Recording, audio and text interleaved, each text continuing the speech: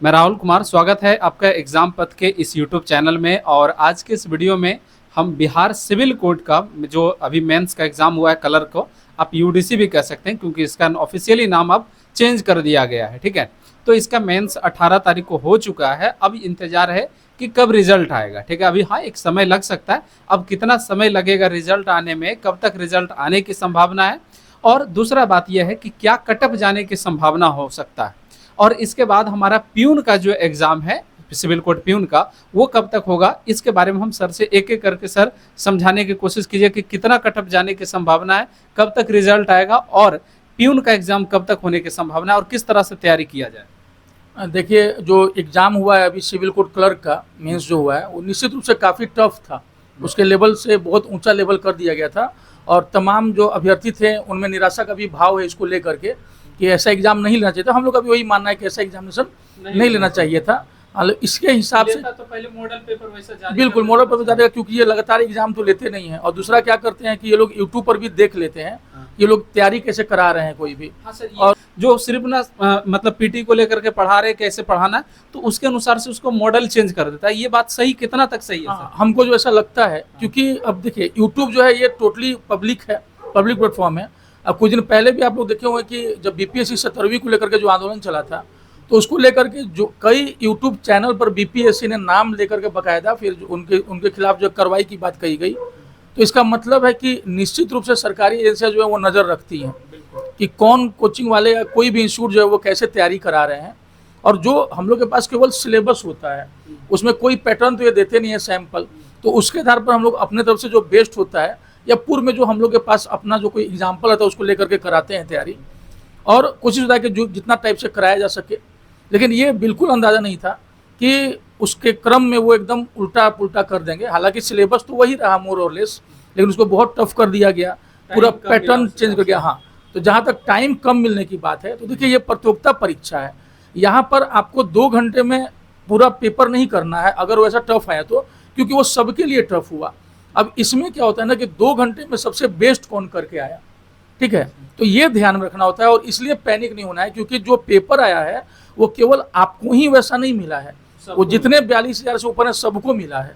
ठीक है, तो उसमें ये बात ही नहीं थी। कई बार हम देखे कमेंट सेक्शन में कि 2 घंटा में तुम कर लेता क्या, बड़ा मास्टर बना, या जो भी मतलब बोलना था, तो होता है वैसा जो थोड़ा मतलब हाँ उसमें बोलते हैं लोग। तो निश्चित रूप से क्या था कि वो हम भी नहीं कर पाते, और मेन था कि 2 घंटे में सबसे बेस्ट कौन कर पाता है। और आप यकीन मानिए कि जो 7,500 8,000 जो रिजल्ट आएगा इंटरव्यू के लिए जो भी आए, 1-1.5 महीने में हमको लगता है कि वो लोग दे देंगे, जिस हिसाब से मैन पावर लगाए होंगे अपना, तो उस हिसाब से दे देना चाहिए उनको। और जुलाई के हमको लगता है कि हाँ, मतलब कि जुलाई मिड तक हमको लगता है कि जुलाई महीने में दे देंगे, क्योंकि काफ़ी विलम्ब एक तो ऐसे हो चुका है, तो उनको दे भी देना चाहिए नैतिक रूप से भी। तो जुलाई में देंगे वो, तो कई ऐसे बच्चों का इंटरव्यू कॉल आएगा जो अभी निराश होंगे, ठीक है, क्योंकि कट ऑफ जो है वो सच में कम जाएगा। एक तो वो उनको लिबरल मार्किंग भी करना पड़ेगा, अगर एक मिनिमम कट ऑफ अगर उन्हें मन में मतलब जो होगा कि उसके ऊपर ले जाना है लोगों को, तो वो करेंगे ही करेंगे।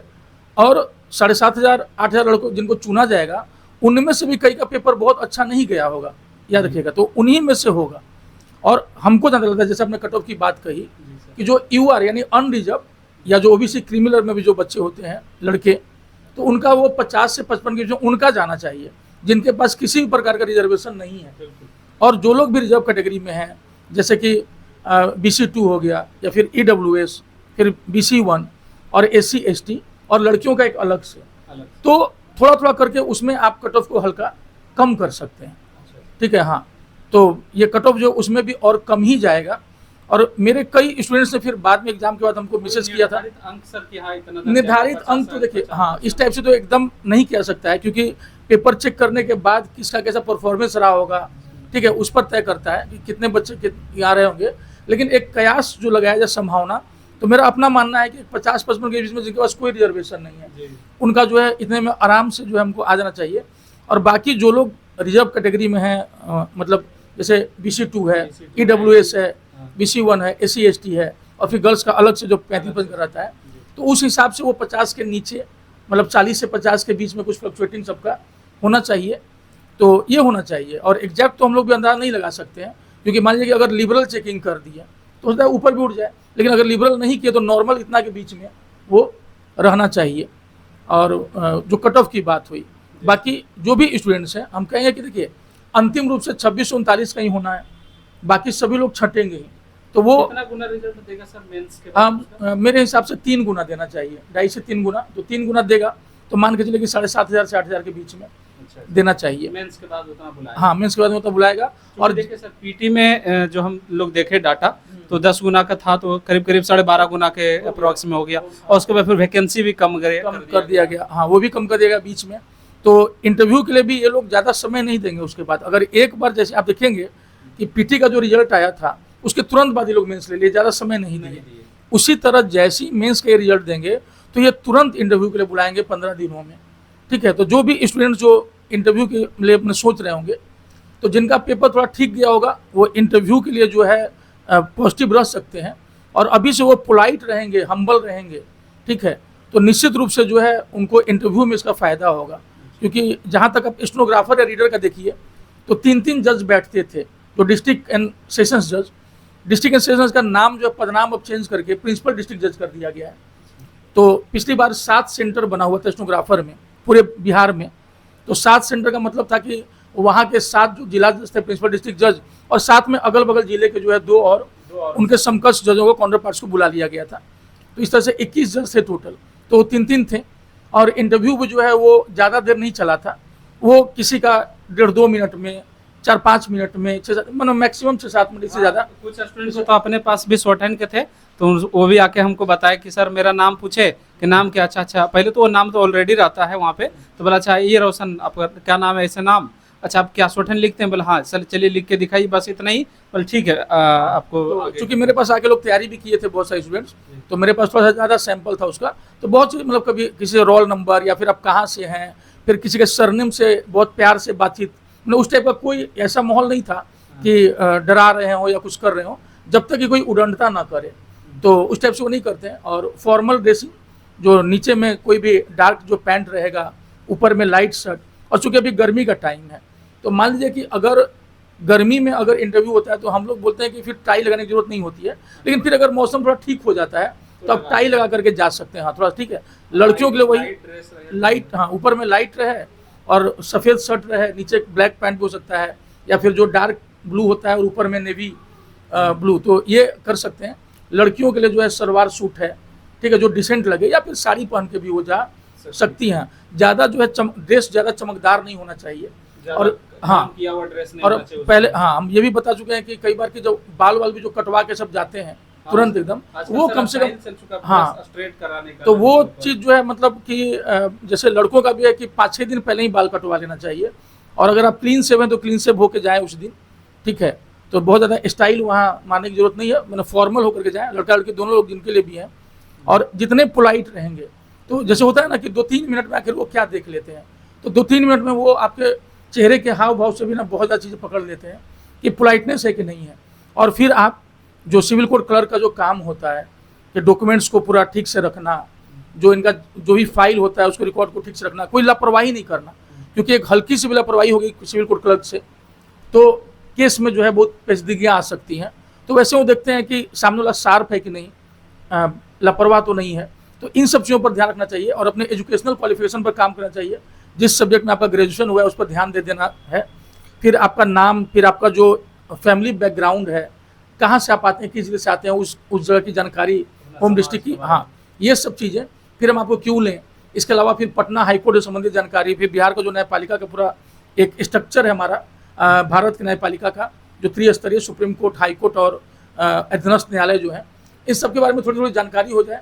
बिहार से पटना हाई कोर्ट से कितने जज सुप्रीम कोर्ट में गए हैं, महिला जज की जो जानकारी है वो ले लें, अभी कौन चीफ जस्टिस ऑफ इंडिया हैं, क्रम उनका क्या है, पहले कौन थे, ये पटना हाई कोर्ट में, हाँ ये थोड़ा सा रख ले जानकारी, तो ठीक है। 2-3 मिनट इंटरव्यू जाएगा, 4-5 मिनट जाएगा, लेकिन कम से कम आप अपने तरफ से तैयार रहेंगे तो आपका कॉन्फिडेंस बूम करेगा, ठीक है। जैसे कैसे भी मेंस में लोग पैनिक हुए, लेकिन जो लोग नहीं पैनिक हुए ना, वो ठीक किए हैं, वो ठीक करके आए हैं, बताए भी हमसे, मतलब मिश्रित रहा। ज़्यादातर स्टूडेंट्स नाराज़ थे, नाराज़गी बनती भी है उनकी, लेकिन कुछ स्टूडेंट्स थे जिन्होंने कहा कि नहीं सर हम लोग का पेपर ठीक करके आए हैं। कि पहला तो सेक्शन ए और बी देख करके डर लगा, लेकिन फिर हम लोग सी और डी में जो है देख करके उसको सबसे पहले बनाए और फिर जो बचा हुआ था ए और बी हम उसको किए हैं, तो लगभग ठीक ठाक हुआ है। तो कई ऐसे स्टूडेंट्स हैं और वो होपफुल भी हैं, उनका हम जब यहाँ टेस्ट लेते थे तो उसमें मार्क्स भी अच्छा आता था। तो ऐसा है ये करना। और फिर हाँ, प्यून का एग्जाम का लेकर के क्या उसी पे हम आ रहे थे अभी कि आपका जो क्वेश्चन था प्यून का, तो हमको लगता है कि उसका भी अब जल्द ही होगा, ठीक है, क्योंकि एक ही एग्जामिनेशन है और वो उसको निकालेंगे। हाँ नहीं, और चूंकि जैसे क्लर्क में कैसे सीट कम किए हैं। सर एक यहाँ पर से थोड़ा सा सिविल कोड को लेकर के और क्वेश्चन है जो हमारे साथ बहुत सारे स्टूडेंट लोग पूछे भी हैं, कमेंट में नहीं पूछे हैं, हमसे डायरेक्ट पूछे हैं कि जैसे प्यून में सुनने में आ रहा है कि जैसे 10 नंबर का इंटरव्यू है सर, तो शायद उसमें 3 नंबर लाना अनिवार्य है, शायद अभी हम उसका पढ़े नहीं है, तो आपसे ही जानने की कोशिश करेंगे क्या उस तरह का टर्म हमारे सिविल कोड क्लर्क में भी है क्या, कि आप जैसे अगर हमारे पास पर्याप्त मार्क्स मेरा आ जाता है, ठीक है ना, किसी का ऐसा मार्क्स आ जाता है जिसमें कि अगर इंटरव्यू में 1 नंबर में मिलेगा तो उसको कोई फर्क नहीं पड़ने वाला, तो क्या उसमें क्वालिफाइंग नेचर नाम की भी कोई चीज़ है क्या? देखिए पटना हाईकोर्ट में जो एसओ का हुआ था, जो ट्रांसलेटर का होना है, उसमें तो है। हाँ, ट्रांसलेटर वाले जॉब में 20 मार्क्स का है तो उसमें 6 मार्क्स लाना है, हाईकोर्ट वाले में। हाँ उसमें था, उसमें स्पष्ट लिखा हुआ था, इसमें ऐसी जानकारी नहीं है। और ये है कि इसके पहले जो रीडर में या स्टेनोग्राफर में स्टूडेंट्स कम मार्क्स भी ला करके उनका हुआ था, 3 मार्क्स से कम था उनका, फिर भी हुआ था, तो वही क्राइटेरिया इसमें भी होना चाहिए। लेकिन सबसे जरूरी क्या है कि अगर जिस हिसाब से मेंस अभी सबका खराब गया है, तो ऐसी स्थिति में जिनका भी इंटरव्यू को लाएगा, समझिए कि इंटरव्यू में फाइट इस बार हो जाएगा कि जो इंटरव्यू में अच्छा करेगा वो अंतिम 2639 में आ जाने की उनकी ज़्यादा संभावना रहेगी, क्योंकि लगभग का देखिए पेपर खराब हुआ है मेंस में, उन्हीं में से इंटरव्यू कॉल आएगा। तो जो लोग इंटरव्यू में अच्छा करेंगे, पोलाइट रहेंगे और आराम आराम से बोलेंगे, अपनी बात को बिना पैनिक हुए रखेंगे जज साहब के सामने, तो वैसे में उनको अच्छे मार्क्स मिलेंगे। और अगर आप खुद ही सोचिए, जैसे एक ये भी कर सकते हैं, उनके पास ये पावर होता है, अथॉरिटी होती है कि अगर कोई उदंड निकल गया या कोई बदतमीजी कर गया और उनको लग गया ना कि नहीं, इस भले ही से कितना भी मार्क्स हो, अगर उन्होंने लिख दिया ना कि is not fit for the post, तो फिर आप समझ लीजिए कि फिर जो है कोई आपका कितना भी मार्क्स है वो नहीं होगा। अगर उन्होंने मेंशन कर दिया कि is not fit for the job, तो कुछ ना क्यों ना हो, तो खत्म हो जाएंगे फिर आप। तो ये उनके पास रहता है कि ओवरऑल पर्सनालिटी देख करके बात करते हैं। तो एक जो है इनके पास कि अगर हमको 1 या 2 मार्क्स आ गया तो पता नहीं मेरा होगा कि नहीं, तो हमारा ये कहना है ना कि ये अभी एकदम बेकार की बात है, क्योंकि अगर आप जितना अच्छा करेंगे इंटरव्यू में, आपके सिलेक्शन के चांसेस क्या होंगे, उतने ही बढ़ जाएंगे। हाँ, और आप खुद सोचिए, 0 आएगा, 1 आएगा, तो आपका सिलेक्शन का चांस थोड़ा कम तो हो ही जाएगा ना। हाँ, लेकिन ये है कि हाई कोर्ट की तरह इसमें जो है कोई ये नहीं रखा गया शर्त कि आपको जो है 30% लाना ही है। लेकिन पटना हाई कोर्ट में है, ट्रांसलेटर में अभी स्टूडेंट्स मेरे पास कई आ रहे हैं इंटरव्यू के लिए, हम शनि और रविवार को उन लोगों का मॉक ले भी रहे हैं, तो उसमें है कि 20 मार्क्स का है और उनको कम से कम 6 मार्क्स लाना है उसमें। लेकिन एज सच इसमें ऐसा कोई जानकारी नहीं है।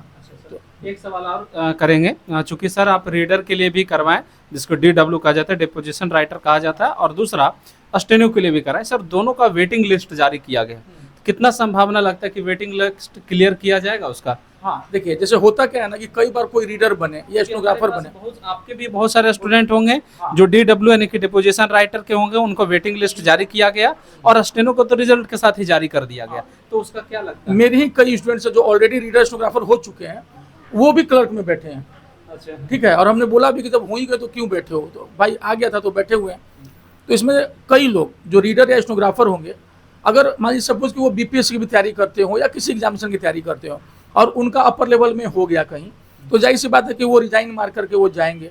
तो ऐसी स्थिति में जो जितने लोग हटेंगे और जितनी ज़रूरत रहेगी, उस हिसाब से जो है उनको जो वेटिंग लिस्ट है उसको क्लियर कर दिया जाएगा। तो ऐसे में अगर मान लिया जैसे 100 आदमी का वेटिंग लिस्ट दिया है, मान लिया जाए, तो क्या लगता है 100 आदमी को पूरा क्लियर किया जाएगा या फिर कुछ कम? हाँ, जैसे सबका ऐसे नहीं होता है। आपने देखा हुआ एक बार लोकसभा स्पीकर ओम बिरला जी की बेटी का मैटर बहुत उठा था कि बैकडोर एंट्री हुई थी। होता क्या है कि UPSC में इसी तरह वेटिंग लिस्ट होता है, और उनका जो है वो वेटिंग लिस्ट क्लियर हुआ था और जिसके कारण उनको नीचे का पोस्ट मिला था। मैंने ऐसा हुआ है, मेरे भी एक परिचित थे श्री नौलेन सिंह जी, तो वो 2005 में ही वेटिंग लिस्ट में आ गए थे और उसका मामला कोर्ट में चला गया था। तो काफ़ी लंबी लड़ाई के बाद 2010 में जाकर उनका क्लियर हुआ था और अभी वो संप्रति मतलब डिस्ट्रिक्ट मजिस्ट्रेट के पद पर हैं। ठीक है, तो आप समझिए कि ठीक वैसे ही जो हमारे लोकसभा स्पीकर ओम बिरला जी हैं, उनकी बेटी का भी ऐसे हुआ था। वो कोई गलत ये से नहीं हुआ तरीके से जो लोग आरोप लगा देते हैं, तो ठीक ऐसे ही ये भी है।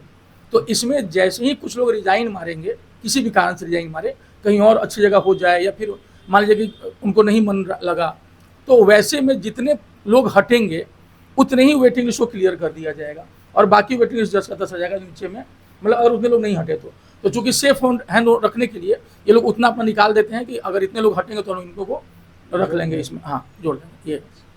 चलिए, आज के इस वीडियो में बस इतना ही है, और आगे मेंस का रिजल्ट आएगा, और मेंस के रिजल्ट के बाद सर इंटरव्यू का क्या व्यवस्था रखते हैं इसको लेकर के हम सर से ज़रूर जानने की कोशिश करेंगे, और इंटरव्यू की तैयारी बढ़िया से कैसे कर सकेंगे, और इंटरव्यू में किन किन सभी चीज़ों पे ध्यान देना चाहिए, किन तरह की गलती नहीं करना चाहिए, हमारा ड्रेसिंग स्टाइल कैसा होता है, बात करने का तरीका क्या होता है, एजुकेशन पे क्या काम करना है, हम अगले वीडियो में बात कर लेंगे मेंस के रिजल्ट के बाद। आज के इस वीडियो में आपको कैसा लगा ये कमेंट करके आप ज़रूर बता दीजिएगा। अब वीडियो पसंद आता है तो दोस्तों के साथ शेयर कर दीजिएगा। मिलेंगे अगले वीडियो में।